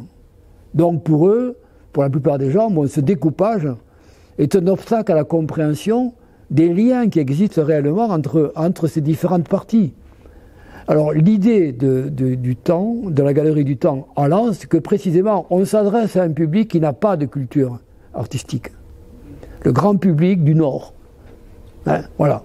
Donc, en clair, ça veut dire des gens qu'il faut éduquer éventuellement, et en tout cas qui n'ont pas les clés, les codes, pour rentrer directement, comme le public averti, dans un musée. Et on lui offre donc, on met en relation, visuellement, des éléments qui habituellement sont dispersés aux 4 coins du musée, et pour lesquels, justement, il n'a pas les moyens de faire les connexions nécessaires. On met donc en regard ce qui existait au même moment, par exemple, on va dire, mettons, 10 siècles avant Jésus-Christ, ben, qu'est-ce qu'il y avait en Mésopotamie, qu'est-ce qu'il y avait en Égypte, qu'est-ce qu'il y avait dans la Grèce archaïque, etc. Qu'est-ce qu'il y avait au Moyen-Âge qui coexistait dans le monde entre la sculpture religieuse occidentale et telle ou telle culture extra-européenne. Vous voyez, il y a une mise en relation géographique et historique qui fait que on comprend et on fait les relations entre les éléments, comme ici, vous le voyez, avec des tableaux, des sculptures, des objets, etc. Et vous remarquez en même temps, vous le devinez, la liberté de circulation à l'intérieur de cet espace. Voilà, donc ça a été salué comme vraiment un des clous du musée, un des points forts, et une nouvelle conception de la muséographie qui a fait date, quoi. En plus, là aussi, souci d'intégrer le public à ces énormes machines, souvent mystérieuses que sont les musées pour le grand public, c'est l'accès aux coulisses, comme les coulisses du théâtre, où on comprend comment la machinerie marche. Bon, ici, c'est les réserves qui sont en dessous, au niveau -1, si vous voulez. Vous pouvez accéder vous pouvez à vue voir les coulisses, là, les réserves où travaillent les gens qui sont en train de restaurer les œuvres, et vous les voyez au travail. Ça aussi, aujourd'hui, c'est devenu un peu... ça s'est répandu dans différents musées d'aujourd'hui. Mais à l'époque, c'était une nouveauté. Et donc, là, on voit le public qui peut à la fois regarder les gens travailler, comment ça marche, cette machine, et à la demande, vous pouvez également avoir... il y a plein de tables d'explications. Bon, ça, c'est la médiation d'aujourd'hui. Et puis, voilà, vous pouvez demander en groupe à visiter les ateliers des réserves, et on vous expliquera comment tout ça marche. Vous voyez, donc il y a un souci d'ouverture au public qui est tout à fait nouveau à cette époque-là. Et puis, juste à côté, également, sachez que les nouvelles réserves du Louvre se trouvent à quelques kilomètres de Lens, du Louvre-Lens, à Liévin, toujours dans le bassin houiller, avec ce nouveau bâtiment qui abrite une grande partie des réserves. Vous savez à quel point la crue Saint-Tenal guette Paris, et comment tous ces bâtiments qu'on a en bordure de Seine sont menacés par la fameuse crue que tout le monde attend et qui va arriver sans doute un jour, comme en 1910 par exemple, quand le zouave était, vous savez, jusqu'au cou là, le zouave de l'Alma. Alors ici, de nouveaux lieux insolites pour finir rapidement notre séance d'aujourd'hui. Je vais être plus rapide. Ce qui fera la multiplication de ces lieux de l'art, qu'on n'ose plus appeler musée, mais enfin, disons que ça tourne autour de la question du musée, qui se multiplie au fur et à mesure que l'on découvre l'intérêt de recycler en quelque sorte des lieux abandonnés, ou des lieux dépréciés, et qui trouvent un nouvel intérêt précisément avec leur mise en valeur comme nouveaux lieux de l'art et de la culture. Alors j'ai choisi justement quelques lieux pour leur caractère insolite, parce que jusqu'à il y a 40 ans ou 30 ans, il y a des lieux qu'on n'imaginait pas devenir des lieux dédiés à l'art. En particulier des usines, des usines, ou des entrepôts, ou des docks, etc. Ou des anciennes gares, comme la gare d'Ossé. Oui, la gare d'Ossé a ouvert la voie. La transformation de la gare d'Ossé a fait que tout d'un coup, on s'est dit, mais bon sang, c'est sûr, l'architecture ferroviaire est pleine de ressources. Il y a plein de choses à faire. Dépôt de locomotives, il y a plein de choses comme ça. Alors, le CAPC de Bordeaux a été pionnier. Le CAPC de Bordeaux, ça se trouve tout près juste en arrière du front des magnifiques bâtiments du 18e, qui constituent le Bordeaux classé lui aussi au patrimoine mondial, avec, vous voyez, juste à l'arrière de la Bourse maritime, qui est un très beau bâtiment du XVIIIe siècle, un entrepôt, que vous devinez ici, un entrepôt commercial, qui était dédié aux denrées coloniales, et construit vers 1820-30, vous voyez, dans une architecture très, très ordinaire quand même, de l'extérieur. C'est devenu donc en 1973, donc vous voyez, c'est quand même pionnier. 73, ça fait 50 ans en arrière, pour nous. Il y a 50 ans, Bordeaux, pourtant ville conformiste à l'époque, un peu engoncé dans son passé prestigieux, il y a eu une équipe pionnière qui s'est constituée pour organiser à la fois une manifestation d'avant-garde artistique qui s'appelait Sigma, je ne sais pas si vous en avez entendu parler, qui est vraiment marqué ces années-là, et qui a en même temps entrepris de convertir cet ancien entrepôt en centre d'art plastique contemporain, d'où le nom de CAPC, ça veut dire ça, Centre d'art plastique contemporain. Alors, voilà l'intérieur, vous voyez, avec ces magnifiques nefs qui servaient d'entrepôt au cacao, au café de l'époque. et qui ont été reconvertis en lieu d'exposition, ce qui fait que depuis donc maintenant plus de 40 ans, Bordeaux a régulièrement de grandes expositions d'art contemporain tout à fait remarquables. Hein. Et une des plus spectaculaires a été, en 1991, une intervention de Daniel Buren dans ces lieux. Vous voyez, tout à fait transformée par les interventions de Daniel Buren. Voilà Bordeaux. Toulouse, la rivale. Alors, Toulouse, un peu tardivement, quand même, aussi, s'est reconverti à reconvertir un certain nombre de lieux comme ça. Mais un des lieux pionniers, c'est aussi à la même époque, hein, années 70, c'est la galerie du Château d'Eau, qui est une initiative privée, faite par le célèbre photographe toulousain Jean Dieuzède, qui a entrepris de reconvertir un ancien château d'eau en bordure du Pont Neuf et de la Garonne, qui est une ancienne pompe en fait. Il y avait une pompe qui pompait l'eau de la Garonne, qu'il a hissée dans le château d'eau, et à partir de là, ça permettait de desservir tout un tas de quartiers de Toulouse, notamment Saint-Cyprien sur la rive gauche. Alors, cette pompe était délaissée depuis des décennies, puisque bon, le réseau d'eau fonctionne différemment aujourd'hui, et on ne pompe pas tout l'eau de la Garonne. Alors, il a donc acquis ce lieu.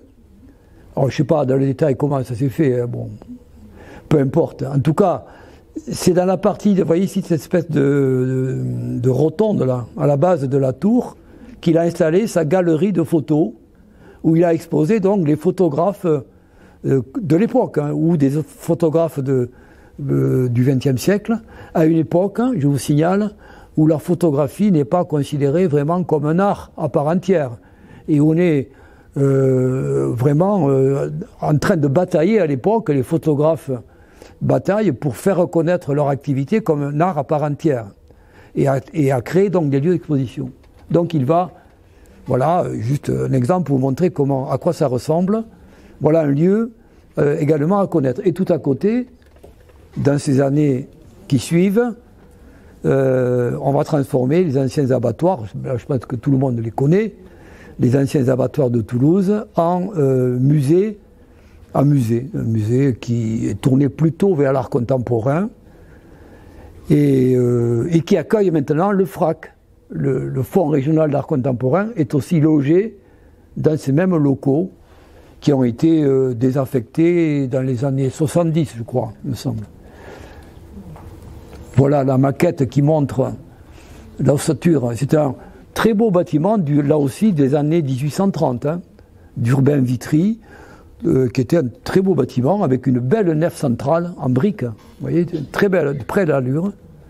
Et où une partie a été aménagée pour recueillir spécialement une des pièces maîtresses du musée, c'est le fameux rideau de Seine, peint par Picasso en 1936, au moment du Front populaire, pour une pièce qui s'appelait le 14 juillet, pièce de Romain Roland, qui a été donnée à Paris le 14 juillet 1936. Vous voyez, le 14 juillet, c'est l'été 36, hein, c'est l'été des congés payés, c'est l'été des victoires syndicales et autres du Front populaire.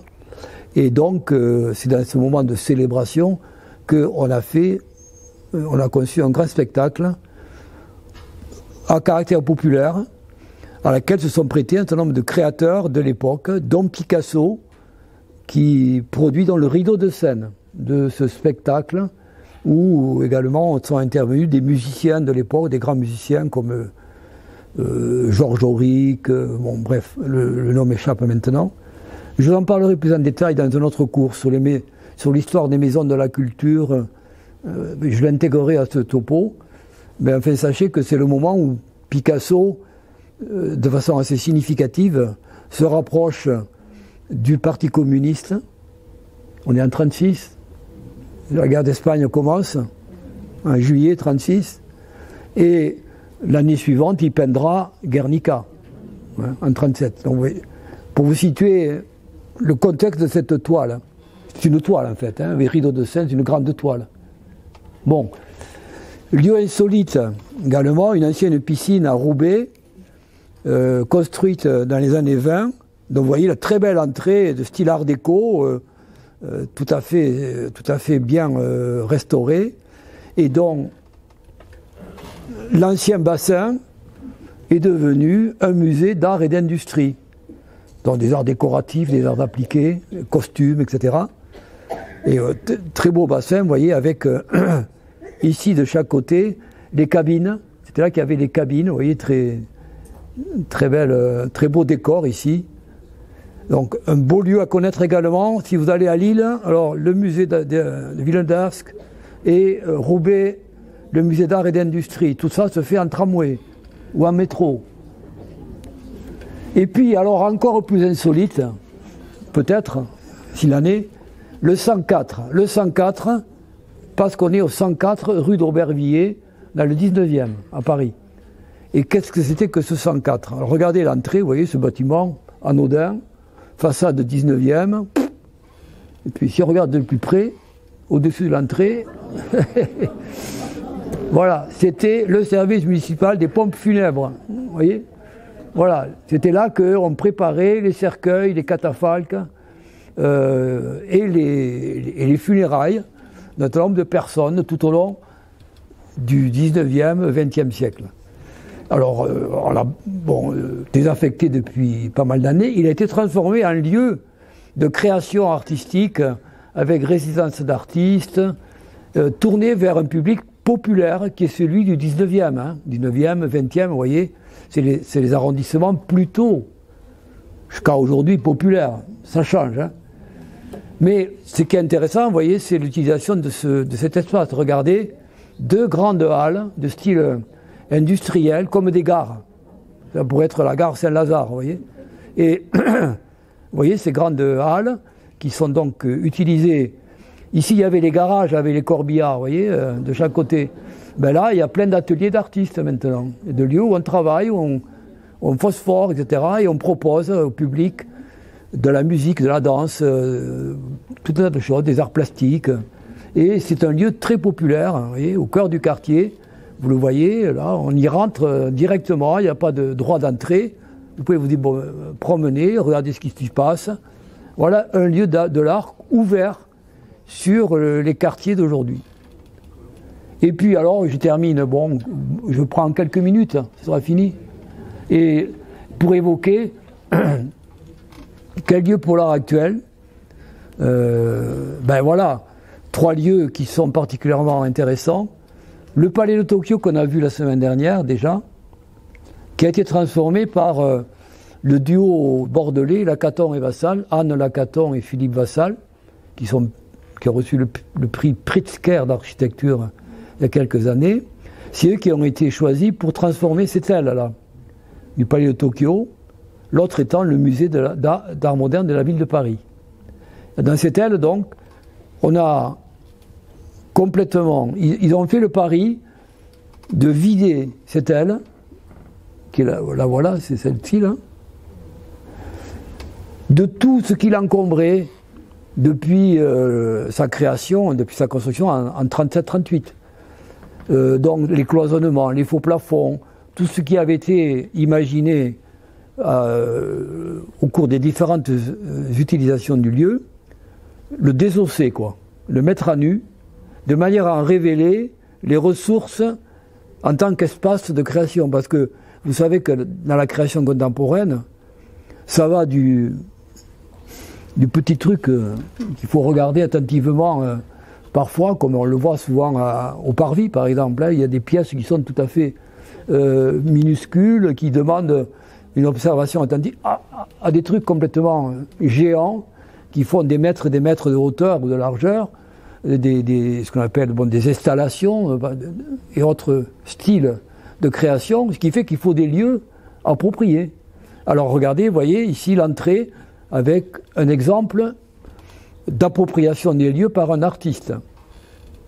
Le même lieu avec un autre type d'installation.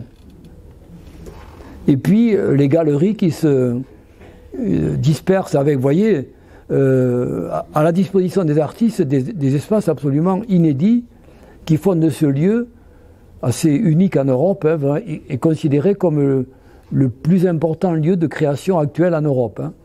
C'est quand même important de le dire. Vous voyez, donc il y a des possibilités infinies d'utilisation de ce lieu. Et là, je me suis amusé, un jour que je le visitais, à faire cette photo qui était assez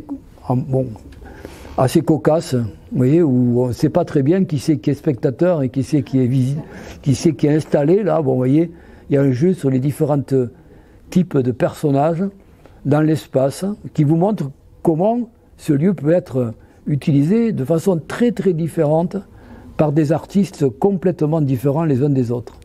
Comme par exemple ici, une installation assez angoissante de clowns tristes, vous voyez, tout ça, quand vous êtes seul dans ce lieu avec tous ses compagnons, ça fait une drôle d'impression, quoi. C'est un peu bizarre comme espace. Enfin, c'est une exposition temporaire, tout ça. Hein. Vous voyez? Bon, exemple, vous voyez, Alors, moins connu, mais qui gagne à être connu, la nouvelle fondation Lafayette, comme son nom l'indique, c'est une fondation faite par les propriétaires des Galeries Lafayette et qui a été aménagée par l'architecte hollandais très connu, Rem Koolhaas, qui est aussi un grand... il a beaucoup écrit sur l'architecture d'aujourd'hui et il fait partie disons, du star system un peu international de l'architecture. Alors il a été sollicité pour un lieu qui est tout à fait intéressant. C'est un de ces immeubles industriels parisiens de la fin du 19e, du début du 20e siècle, qui comporte, vous le voyez, une façade qui reste encore empreinte de la tradition classique architecturale, avec un soubassement à brossage, des hauteurs mansardées, des corniches, vous voyez, tout encore la présence de l'architecture classique française, en même temps qu'apparaît, vous voyez, en façade, l'ossature métallique, je dirais exactement, comme à la même époque, la poste de Tarbes. La poste de Tarbes, c'est ça. C'est une façade d'inspiration encore néoclassique, avec la tripartition, soubassement, étage noble, corniche et entablement, et puis en façade, les éléments métalliques de la salle du public et des salles de travail des postiers. Donc, cette combinaison de la modernité en ossature et des façades restant empreintes est caractéristique de toute une génération d'architecture parisienne, notamment parisienne en général, mais en France, qu'on trouve aussi à la rue Réaumur, les sièges des journaux, vous voyez, où il y avait la rédaction en haut et les rotatives en bas, les gros immeubles qui marchaient jour et nuit, vous voyez, avec une véritable usine dans la ville, quoi. Mais c'est un peu ça.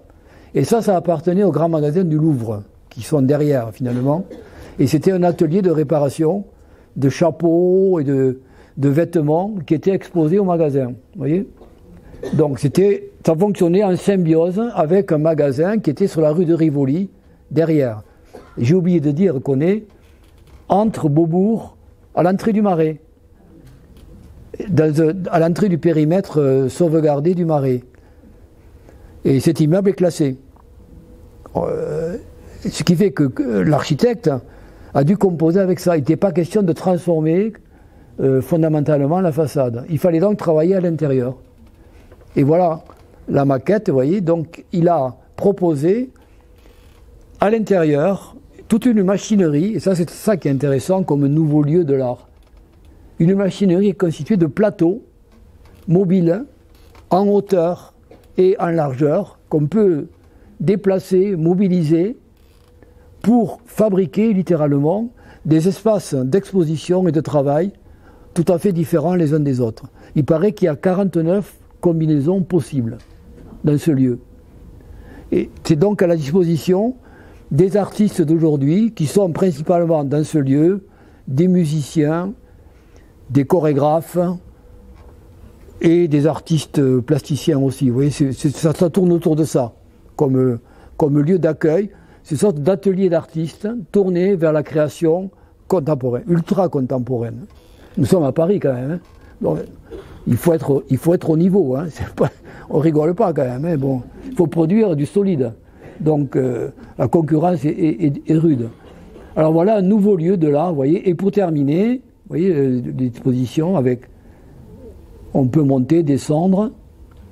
Et puis je termine donc voilà avec le FRAC de Dunkerque, avec encore une fois une intervention de Lacaton et Vassal, qui ont travaillé sur les anciens chantiers navals, voilà les anciennes usines, transformées en lieu de l'art, avec ces grands hangars qui faisaient partie des chantiers de la Nord-Med, qui a fermé il y a belle lurette maintenant, le chantier naval du Nord. Voilà la ville de Dunkerque, et vous voyez là, en bordure de mer, pas loin de la mer ici, l'ancien bâtiment qui faisait partie d'un gros chantier qui occupait tout cet espace-là, chantier naval. Alors le voilà de plus près, et vous voyez qu'il y a deux bâtiments jumeaux. On a l'impression qu'il y a deux bâtiments jumeaux. Effectivement, mais en réalité, à l'origine, il n'y en avait qu'un, celui-là. C'est-à-dire une ossature en béton armé où il y avait des fabrications à l'intérieur qui intervenaient sur les navires. Et Lacaton et Vassal ont créé de toutes pièces un autre bâtiment qui est son jumeau, en parallèle, vous voyez, et qui est relié au précédent, ici, directement, donc ça forme un ensemble uni, par lequel on pénètre soit par le bas, ici, soit par cette passerelle que vous voyez là. Vous pouvez rentrer par le rez-de-chaussée ou par cette passerelle ici. Inscription dans le paysage, et grâce à cette passerelle, vous pouvez franchir ce petit canal et aller vers la plage de Saint-Malo, et où vous pouvez aller casser la croûte face à la mer, par exemple des moules frites, spécialité du coin. Donc là aussi, si vous allez dans le coin, n'oubliez pas, il y a des moules frites à profusion. Alors ici, soyons plus sérieux, vous voyez le lieu avec ces différents niveaux qui sont à disposition des artistes. Et vous voyez l'ampleur de la halle en question qui permet d'imaginer tout un tas d'installations extraordinaires là-dedans, ou des grands raouts, vous voyez, avec, j'imagine, un vernissage, par exemple, et des photographies de grand format, par exemple, là.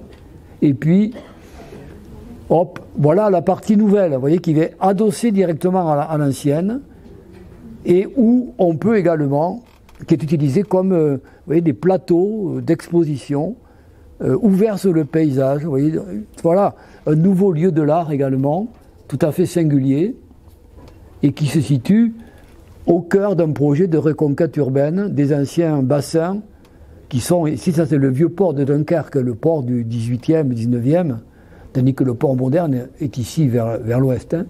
Non, on est là. Voyez, et donc vous voyez que on est dans un projet de reconquête urbaine. Et voilà, ça sera ma transition pour la prochaine fois, parce que la prochaine fois, nous verrons les musées au service du remodelage urbain, avec l'effet Guggenheim à Bilbao et ses applications en France. Voilà, qui vous attend. Si cette vidéo vous a plu, vous pouvez nous rejoindre à l'Université du temps libre de Tarbes et de Bigorre à l'adresse utl-tb.info. Et n'oubliez pas, si ce n'est déjà fait, de vous abonner.